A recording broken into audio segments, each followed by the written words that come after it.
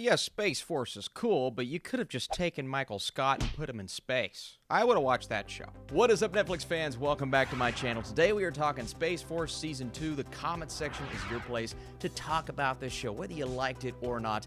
And of course, we're going to start with the rating. It is TVMA. Some cursing, actually a lot of cursing, a couple of crude references here and there, so not necessarily a show for kids, but I think families can get away with watching it compared to other shows. So in Season 2 of Space Force, it picks up with General Naird and his underdog team having to prove their worth to a new administration while dealing with the interpersonal challenges. Will the group come together or fall apart under the pressure? You know, the first Space Force Season 1, I was really excited for it. Obviously, the creators of The Office, so everyone's going to automatically compare it to that. Unfortunately, those heights, they will probably never be reached. Steve Carell and a great cast, bringing in someone like a Ben Schwartz and obviously Malkovich. It's a nice combination of different types of personalities that need to come together to create an interesting dynamic for the show to work. And I think there is a good dynamic there, even though there were some shortcomings with the script. Now, when you look at what this show was attempting to represent, in Season 1, there was a massive story point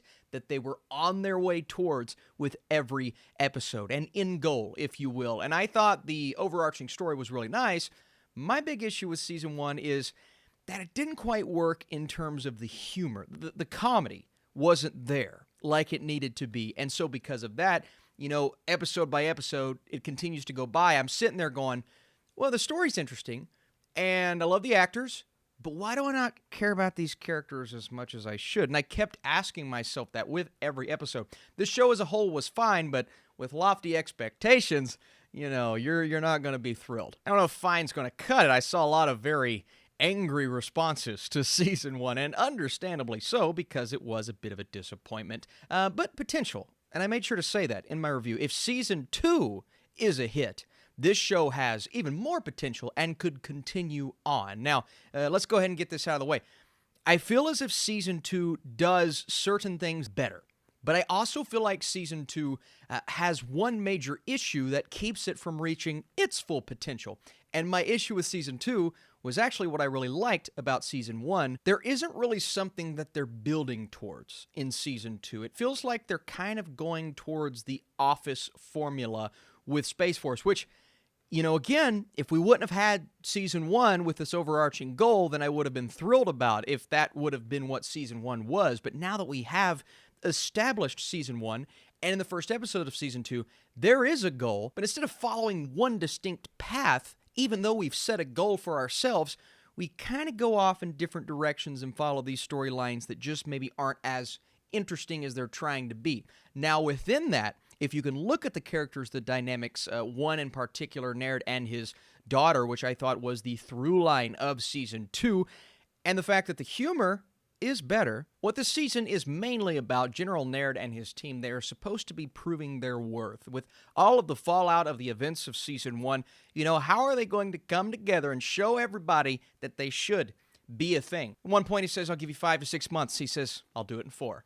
And then he regrets saying that, obviously, but we have that time to kind of figure out. But what this season does, it doesn't really focus on that. It focuses on all of these other things. So it makes the starting point of the season kind of feel worthless, which makes it feel a bit up and down. Now, let's go into the individual stories within this season. We have the Battle of the Robots episode, kind of focusing on Jimmy O Yang's character. There are a couple of relationship romance storylines coming into play into this season, which I really liked. We also have General Naird meets with someone from another country trying to discuss Space Force and their role in everything. He tries to learn their customs. Clearly, they tried to learn his customs. That's a funny episode. His daughter, Erin, played by Diana Silvers, is, you know, thinking about applying to college, going in for interviews. He's trying to steer her in one direction.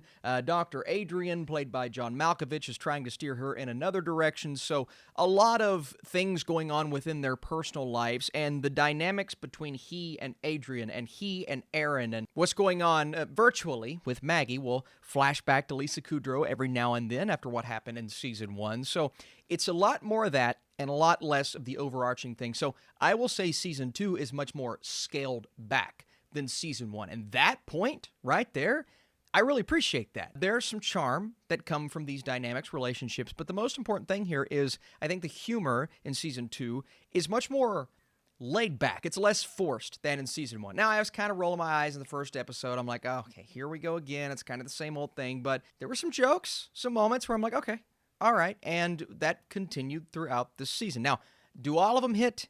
No, not all of them hit, especially when you look at the talent. Once again, Malkovich, Carell, Tawny Newsome, Ben Schwartz, Owen Daniels. I mean, you have all that talent there, and it almost feels like the writing is subpar compared to their talent, even though I know the writers are great writers. So I don't know what's connecting with this series. I don't know exactly why it's not still, even after season 2, firing on all cylinders like it should. Improvements, absolutely.